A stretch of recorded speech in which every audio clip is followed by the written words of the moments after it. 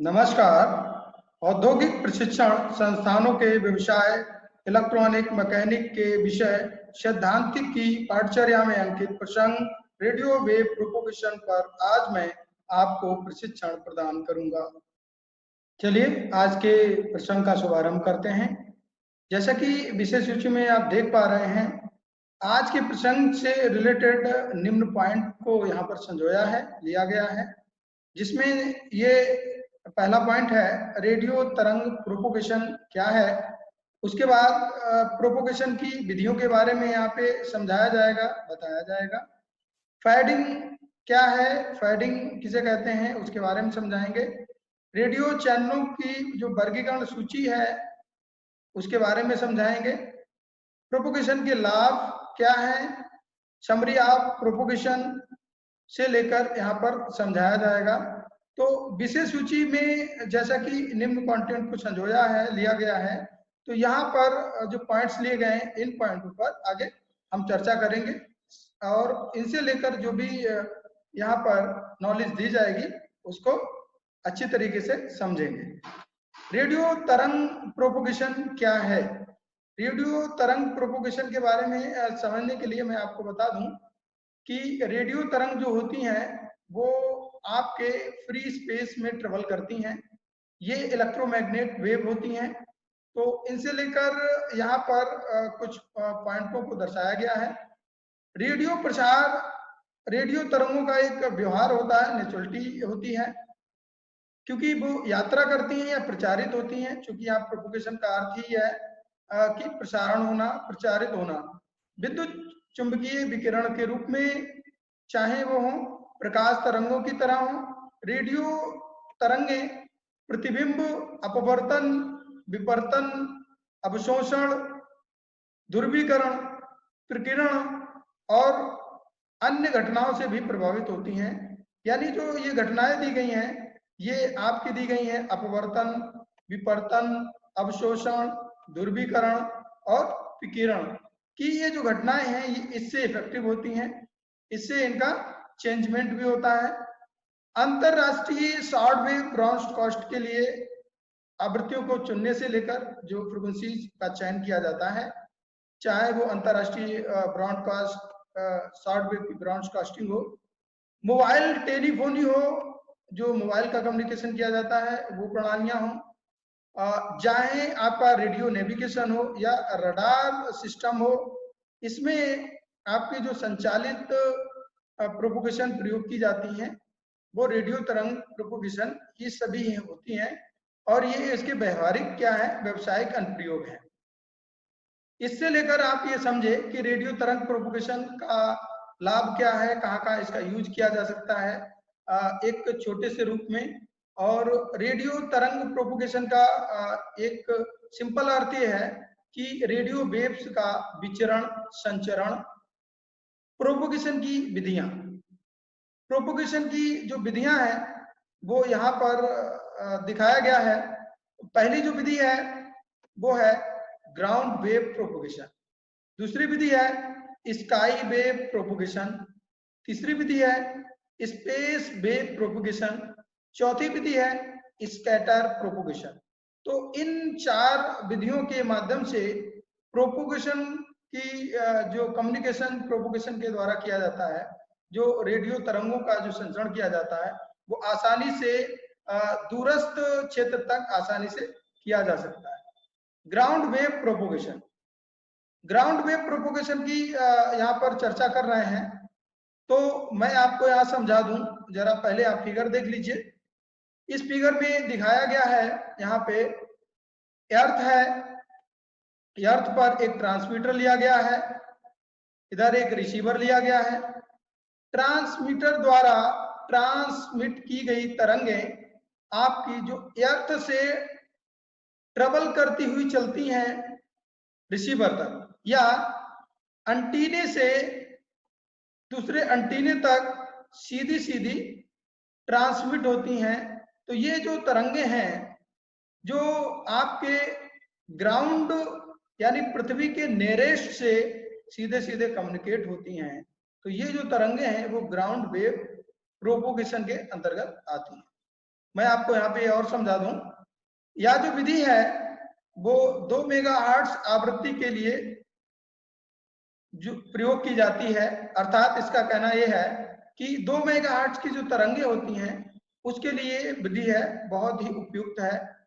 इस विधि में तरंगों की जो सतह के समीप प्रोपोगेशन किया जाता है, यानी वो जो प्रोपोगेट होती हैं, वो जो चलती हैं, वो जमीनी स्तर से पास में यानी ग्राउंड से बिल्कुल समीप में प्रोपोगेट होती हैं।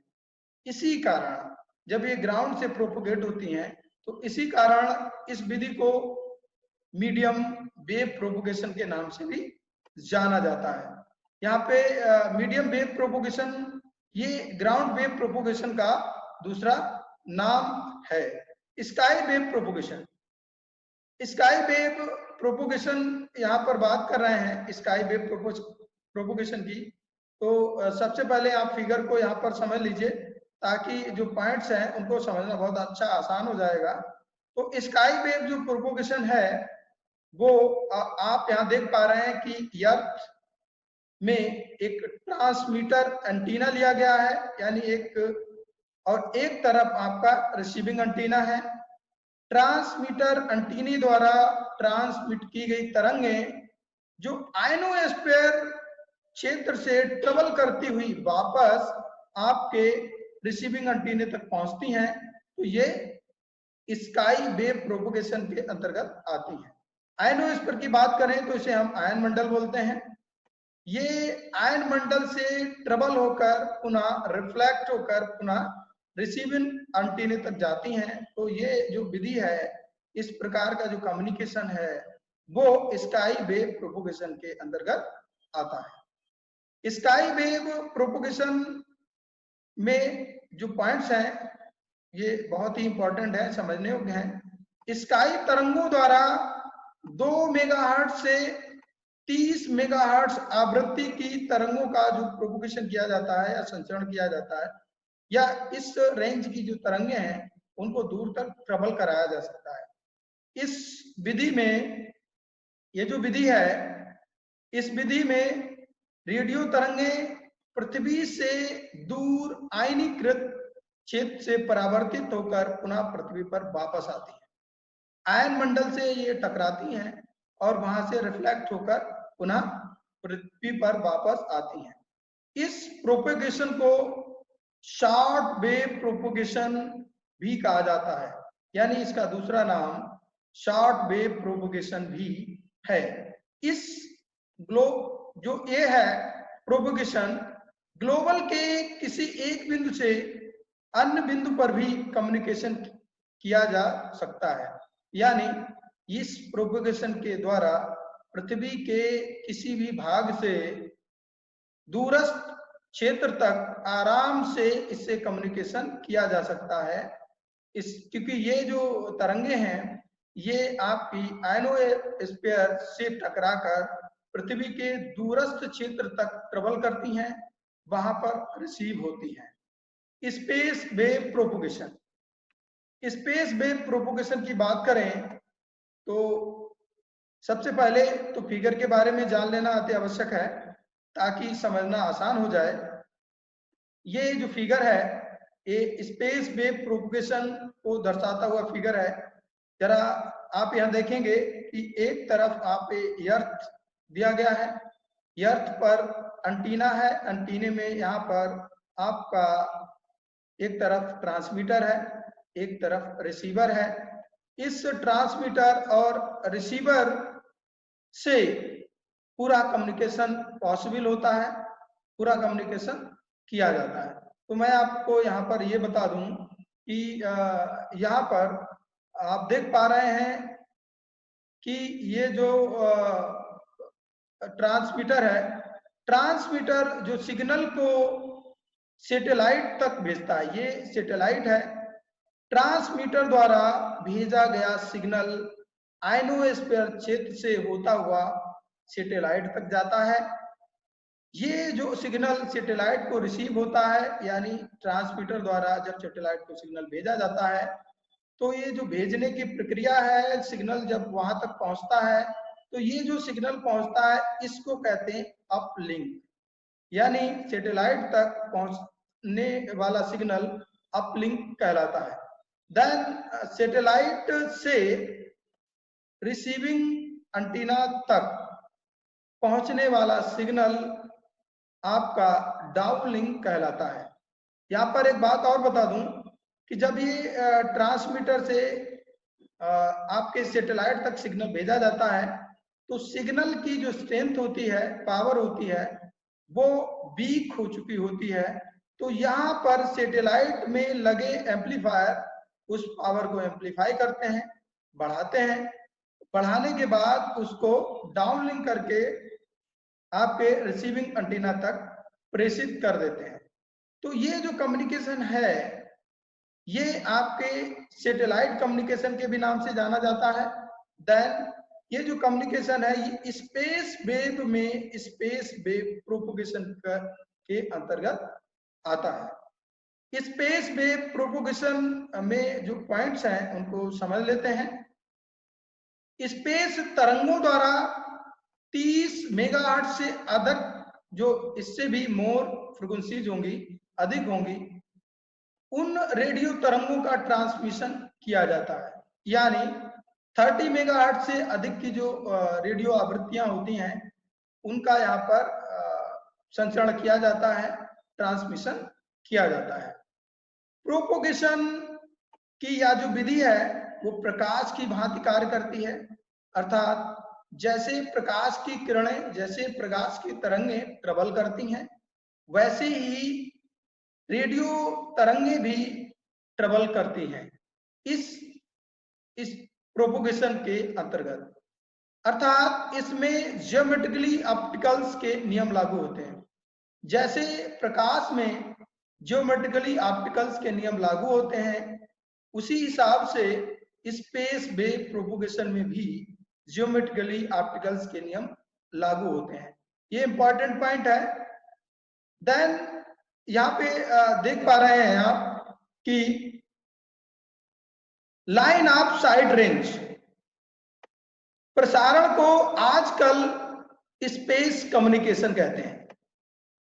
अर्थात आपकी सैटेलाइट रिसीविंग एंटीना से सैटेलाइट को भेजा गया सिग्नल और सैटेलाइट द्वारा सीधा सीधा उस रिसीवर तक भेजा गया सिग्नल जहां उसको सिग्नल को जाना होता है, इसे हम लाइन ऑफ साइट कहते हैं।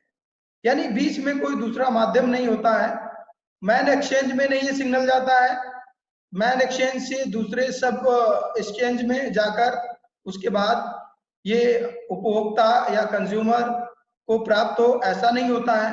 तो ये जो सिग्नल है लाइन ऑफ साइट रेंज में सीधा सीधा कम्युनिकेट होता है ताकि उपभोक्ता या कंज्यूमर तक सीधा सीधा कम्युनिकेशन आसानी से किया जा सके। जैसा कि आप यहाँ देख पा रहे हैं, टेलीविजन प्रसारण में आवृत्ति मॉड्यूलेशन यानी जो फ्रीक्वेंसी मॉड्यूलेशन किया जाता है, टेलीविजन का जो तरंगें प्रसारित की जाती हैं वो स्काई वेव प्रोपोगेशन कहलाती हैं।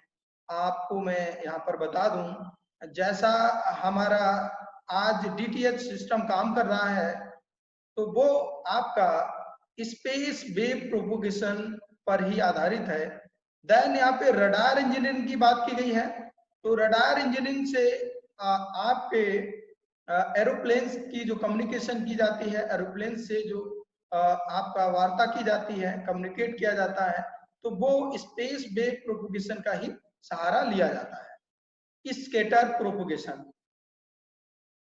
300 मेगाहर्ट्ज से अधिक की विद्युत चुंबकीय तरंगें, मैं आपको बता दूं कि यहाँ पर 300 मेगाहर्ट्ज से अधिक की जो विद्युत चुंबकीय तरंगें हैं वो चाहे आपकी यूएचएफ हो या माइक्रो तरंगे हों।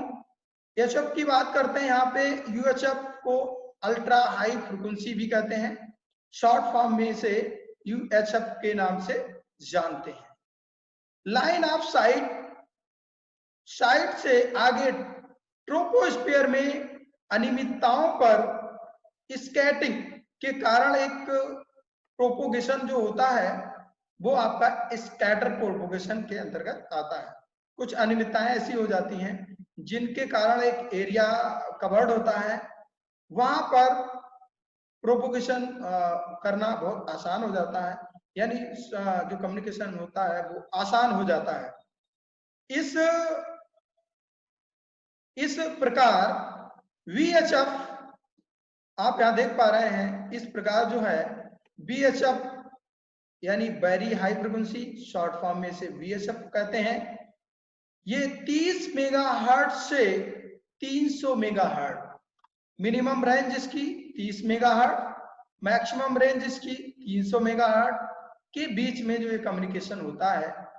देन UHF की अगर हम बात करें, अल्ट्रा हाई फ्रिक्वेंसी की बात करें, तो वहां पर 300 मेगाहर्ट्ज से अधिक, इससे भी ज्यादा, दोनों रेंजों में स्कैटर प्रोपोगेशन जो होता है वो काफी विश्वसनीय सिद्ध होता है, या कम्युनिकेशन जब किया जाता है तो काफी विश्वसनीय सिद्ध हुआ। ये जो प्रोपोगेशन है इसको हम फिगर के माध्यम से समझने की कोशिश करते हैं। जैसा कि यहाँ पर फिगर दिया गया है, तो उस फिगर में आप देख पा रहे हैं ये अर्थ है। अर्थ में एक तरफ ट्रांसमीटर लगाया गया है, यानी एक ट्रांसमीटर एक तरफ है, एक तरफ आपका रिसीवर है। तो ट्रांसमीटर द्वारा भेजी गई तरंगे एंड रिसीवर द्वारा रिसीव की गई तरंगों के मध्य एक एरिया ऐसा कवर्ड होता है जिसे हम कॉमन स्केटिंग एरिया के नाम से जानते हैं, कॉमन स्केटिंग वैल्यू के नाम से जानते हैं, जो लगभग 6 मील दूर होता है पृथ्वी से, 6 मील के क्रॉस में एरिया बनता है। तो यहाँ पर जो कम्युनिकेशन किया जाता है, ये जो कम्युनिकेशन यहाँ पर पॉसिबिलिटी बनती है वो अति उत्तम बनती है, बहुत अच्छी। यहाँ पर जो पॉसिबिलिटी होती है वो बहुत ही अच्छी होती है, आसानी से यहाँ पे कम्युनिकेशन किया जा सकता है। फैडिंग की यहाँ पे चर्चा कर रहे हैं, तो मैं आपको अवगत करा दूं। फैडिंग वो है जैसे कि सिग्नल को आप ट्रांसमीटर से रिसीवर तक भेजेंगे, तो सिग्नल ट्रांसमीटर से रिसीवर तक जाते जाते उसकी जो स्ट्रेंथ होती है वो कम हो जाती है, यानी जो पावर होती है वो कम हो जाती है, या यूं कहें कि पावर में परिवर्तन हो जाता है। तो ये जो है प्रक्रिया, ये हमारी फैडिंग आती है, इसी को हम फैडिंग के नाम से जानते हैं। यानी ट्रांसमीटर द्वारा ट्रांसमिट किए गए सिग्नल की शक्ति जो है वो रिसीवर तक रिसीव होते होते उससे पहले जो परिवर्तन होता है फैडिंग कहलाता है। चैनलों का वर्गीकरण, वो चैनल जिसे रेडियो चैनलों का वर्गीकरण के नाम से जानते हैं। यहाँ पे वो तरंगे होंगी जो रेडियो चैनलों से प्रसारित होती हैं, यानी वो रेडियो चैनल्स हैं, उनके यहाँ वर्गीकरण के बारे में समझना है। तो रेडियो चैनलों की वर्गीकरण सूची एक यहाँ पर दिखाई गई है, समझाई गई है, ताकि आप अच्छे से समझ सकें। तो मैं आपको यहाँ पर विधिवत बता दूं कि इस फिगर में आप देख पा रहे हैं एनर्जी इंक्रीजेज। एनर्जी जो इंक्रीजेज है वो इस तरफ की तरफ आपकी बढ़ती हुई नजर आ रही है। ये यहाँ पर जो वेव है आपकी, ये वेव यहाँ पर उसके जो सर्किल्स हैं वो आपके दूर दूर हैं, आगे चलकर ये सर्किल्स आपको यहाँ पर पास पास नजर आते हैं। तो ये जो सर्किल्स यहाँ पर दूर दूर है, तो इसको कहते हैं आप लॉन्ग वेवलेंथ, और जहां पर ये घने घने हो जाते हैं, पास पास में हो जाते हैं, यही आपके कहलाते हैं शॉर्ट वेवलेंथ। तो यहाँ पर इस टेबल के माध्यम से समझना है कि कौन सी आपकी वेवलेंथ या कौन सी फ्रीक्वेंसीज किस रेंज तक क्या काम करती है। तो मैं आपको अवगत करा दूं कि यहाँ पर लो जो फ्रीक्वेंसी है उसकी अपनी रेंज है 10 टू पावर 12 है, यानी 10 की पावर 2 हर्ट्ज की यहाँ पर फ्रीक्वेंसी की आवृत्ति है, वो है लो फ्रीक्वेंसीज। रेडियो वेव्स की जो आवृत्ति होती है वो होती है 10 की पावर 4 हर्ट्ज, यानी 10 टू पावर 4 हर्ट्ज, या 10 किलोहर्ट्ज के नाम से भी जानते हैं, कह सकते हैं। उसके बाद आपकी आती है माइक्रोवेव्स। माइक्रोवेव्स की जो फ्रीक्वेंसीज है वो 10 टू पावर 8 हर्ट्ज आती है, 10 की पावर 8 हर्ट्ज आती है। देन इंफ्रारेड, इंफ्रारेड की जो रेंज है 10 टू पावर 12 हर्ट्ज बताई गई है, समझाई गई है यहाँ पे 10 टू पावर 12 हर्ट्ज आती है। उसके बाद आप ये देख रहे हैं एक एरिया यहाँ पर बन रहा है, इस एरिया को हम विजुअल लाइट के नाम से जानते हैं। विजुअल लाइट जो होती है वो आपको 7 इंटू 10 टू पावर 14 हर्ट्ज के अंतर्गत आती है।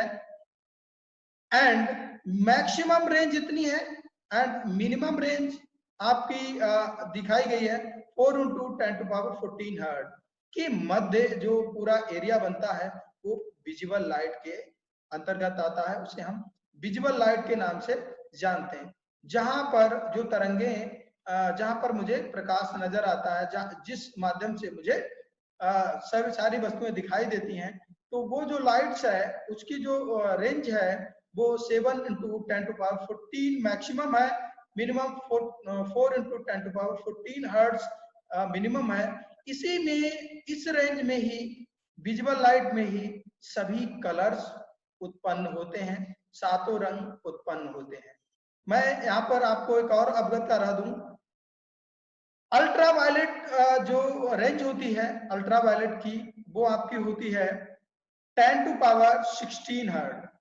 10 टू पावर 16 हर्ट्ज की जो रेंज है, 10 की पावर 16 हर्ट्ज की जो आवृत्तियों की रेंज है वो आपकी अल्ट्रावायलेट की होती है। उसके बाद एक्स रेज आते हैं, एक्स रेज की जो आवृत्ति है वो 10 की पावर 20 यानी 10 टू पावर 20 हर्ट्ज की होती है। गामा रेज, गामा रेज जो होती है वो उसकी आवृत्ति 10 टू पावर 24 हर्ट्ज यानी 10 की पावर 24 हर्ट्ज होती है। इसे हम हाई फ्रीक्वेंसी के नाम से जानते हैं। प्रोपोगेशन के लाभ, रेडियो तरंग में सेटअप की कम लागत होती है और संचरण के लिए रेडियो तरंग उपकरण कम कीमत में उपलब्ध होते हैं। मैं आपको यहाँ पर लाभ बता रहा हूं। लाभ में आप ये जान रहे हैं, लाभ प्रोपोगेशन के लाभ में आप ये जान रहे हैं कि ये जो रेडियो तरंग का जो सेटअप होता है, संचरण करने का कोई सी भी विधि हो, जो सेटअप बनता है हमारा वो कम लागत में उत्पन्न हो जाता है। केवल स्मार्ट उपकरणों के लिए, जो स्मार्ट उपकरण होते हैं हमारे, कमांड जैसे कम डाटा ट्रांसमिशन के लिए यह उपयोगी है। कम डेटा ट्रांसमिशन के लिए भी क्या है, ये लाभदायक है, उपयोगी है, अच्छा सिद्ध हुआ है। उसके बाद आप ये जान लेते हैं, रेडियो तरंगे आयनोस्फीयर प्रतिबिंब के माध्यम से यात्रा कर सकती हैं। आयनोस्फीयर की बात करें तो आयन मंडल, उस आयन मंडल के माध्यम से ही ये क्या है, प्रतिबिंब के माध्यम से यात्रा कर सकती हैं, ट्रेवल कर सकती हैं।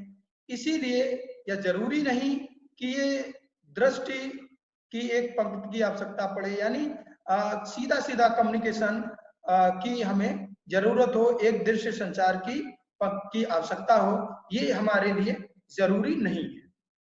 रेडियो वेव प्रोपोगेशन का सारांश, summary of radio wave propagation. Radio प्रसार एक तरंग से, मतलब एक जो तरीका है रेडियो प्रसार का, यानी यूं कहें रेडियो प्रसार एक तरह से रेडियो तरंगे ही होती हैं, यानी रेडियो तरंगों का जो प्रसारण किया जाता है वो रेडियो तरंगे ही प्रोपोगेट होती हैं। ये क्या है, ये फैलती हैं जब ये बिंदु से दूसरे बिंदु स्थान पर जाती हैं या प्रचारित होती हैं। प्रचारित का यहाँ पर अर्थ है संचरित होना, और उस माध्यम से ये प्रभावित भी होती हैं, जैसा कि मैंने स्टार्टिंग में बताया था, अपवर्तन विवर्तन का गुण से इसमें इफेक्ट होता है। ये जिस माध्यम में ये ट्रेवल करती हैं, यात्रा करती हैं, उससे ये प्रभावित भी होती हैं। विशेष रूप से जिस तरह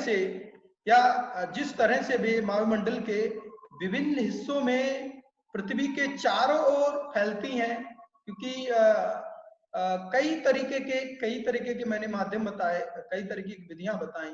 उन विधियों के माध्यम से ये कई तरीके से पृथ्वी के किसी भी हिस्से से किसी भी दूसरे हिस्से तक आसानी से प्रोपगेशन किया जा सकता है, आसानी से वहां पर कम्युनिकेशन किया जा सकता है, तो वहां तक फैलती है। ये संपूर्ण जो ये प्रक्रिया है, जो आपको अभी मैंने समझाया, ये जो प्रक्रिया है, ये प्रक्रिया ही वेव प्रोपगेशन कहलाती है। तो इस हिसाब से wave propagation, radio wave propagation क्या है? मानवीय जीवन में कम्युनिकेशन का एक मुख्य आधार है। कई प्रकार से आज जो कम्युनिकेशन किए जा रहे हैं, आज जो हमारे सिस्टम्स इस हिसाब से हैं ताकि हम सूचनाओं का आदान प्रदान आसानी से कर पा रहे हैं। प्रयुक्त संदर्भ, ये जो कंटेंट है या जो फिगर्स है, ये सभी मैटर आपका जो लिया गया है, मैं आपको अवगत करा दूं। Nimmi online PDF book, EN Wikipedia, doctor Sharika Agarwal की जो बुक है अरिहंत प्रकाशन की, electronics tutorial WSA, VL Thareja की book S Chandra and company limited की जो बुक आती है वहां से लिया गया है, ताकि यहाँ पर दिए जाने वाला प्रशिक्षण अच्छा और ज्ञानवर्धक बनाया जा सके। आज मैंने आपको प्रसंग रेडियो वेव प्रोपगेशन पर प्रशिक्षण प्रदान किया। आशा है आपको यह प्रशिक्षण भविष्य मददगार होगा। धन्यवाद।